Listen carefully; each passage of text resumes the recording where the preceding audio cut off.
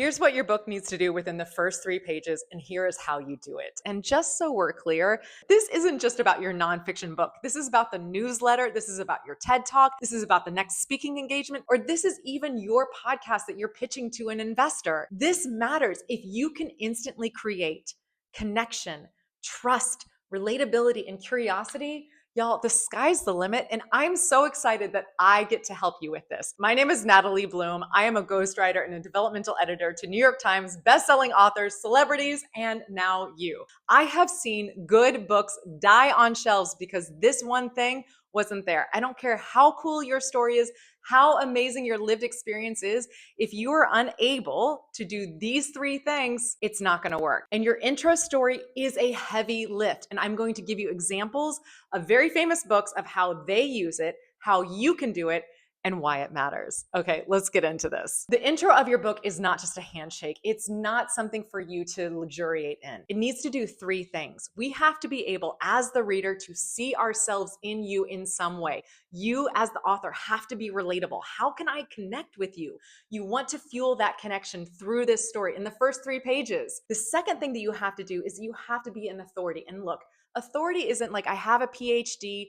It can be your lived experience. If you have lived through something traumatic, if you have raised a child, if you have built a business, you are now an expert in that area.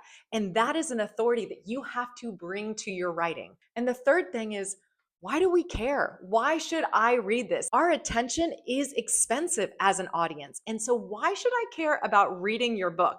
And if your intro can do that, y'all, that's chef's kiss. This is how you do it. I'm so excited you're here. The first book that I want to talk about is James Clear, Atomic Habits. All right, look, this is a middle-aged man from the middle of America. Why the hell should I care about habits? I'm so glad you asked. Let me tell you. This first story out of the gate instantly makes him relatable. He was at baseball practice and a baseball bat at full velocity was flung and hit him square between the eyes. He had a debilitating injury from which he came back from. And in the words of the author, he said he fulfilled his potential. Now, look, y'all, he was 18 at the time, and he was able to use the how of the book, what he's going to teach us in the book, to come back from that injury.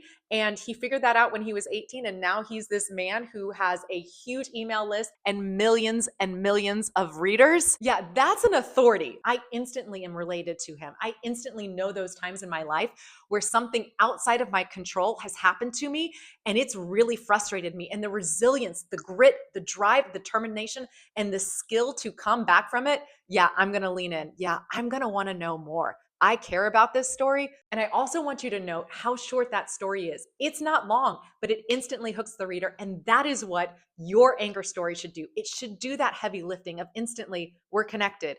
Instantly, how does this turn out? Instantly, I want to know more about what you know. And that's a great anchor story. I love that for James. The second book that I want to talk about is Michelle Obama's Becoming. We all know Michelle Obama, unless you know her personally, as the First Lady of the United States. And that is an exceptional and very rare role that exists in this world. We know her in this place of authority. She was with world leaders and a part of politics in a way that few of us can imagine. That is the role that we know her as. And what she does in those first few pages of her book, Becoming, is talk about the roles that humanize her: grieving daughter, bride, sister, mother, those roles that we don't often see so much from her. As the author says, oftentimes she was the only woman in certain rooms. And also she was the only African-American woman in certain rooms.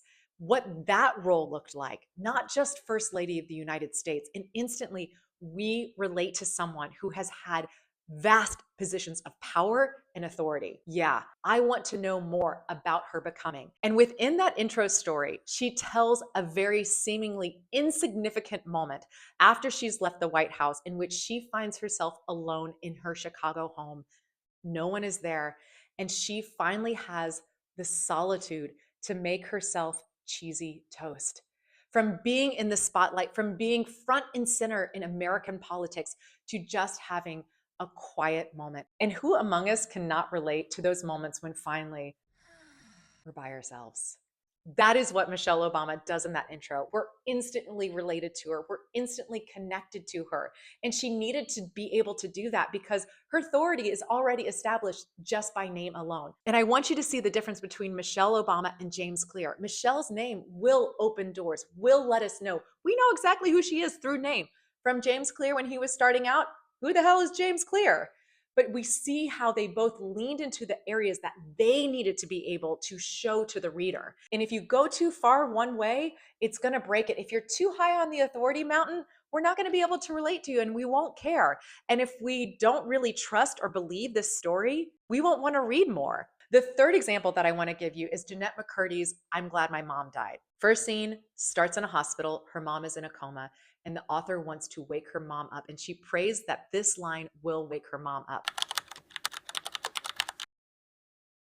That line was chilling. It's sad, it's painfully funny, and also relatable in the sense of wanting to impress the one person that maybe we never will, regardless if it's a boss or a parent or a spouse or a child or just maybe a version of yourself. We understand from the title what happens, but how she brings us in, and yeah, it's a little quirky, is how she's creating curiosity. What is the dynamic of that relationship, and what does this grief process look like for someone who is saying these things? Yeah, I'm curious. And while it may not be your cup of tea, I want you to see how she brought us in. It was a hook that instantly created curiosity of that's what you would say to a mother in a coma to get her to wake up. What led to that experience? Yeah, I'm hooked. So, what does this mean for you, the author? Whether it's a newsletter, a workbook, a TED Talk, or your nonfiction book, this applies across the board. Your first story doesn't have to be dramatic and crazy, but it has to be true. It has to be able to give us a way to believe you, believe what you're saying, while also humanizing you. And so, if you're struggling to figure out what the heck is that story, I'm going to give you a writing prompt that's going to nail this down really fast. If I were to hand this hot mic to you, tell me the one story that proves you've lived what you're teaching, that proves you've lived what you're inspiring others to do. That is your anchor story. And it's the one that's going to bring your audience in so that they will keep turning pages till the end of the book. And if you're still staring at a blinking cursor thinking, I have no idea of how to do this. Okay, I know what my anchor story is, but what's next? That's what I do. That's what I do all day. And I love helping authors bring their lived experience, their expertise into the world, because you and I both know that words change worlds, and the ability to shape and craft your words to help someone else, that's amazing. And that's what I do. And I'd love to be able to help you.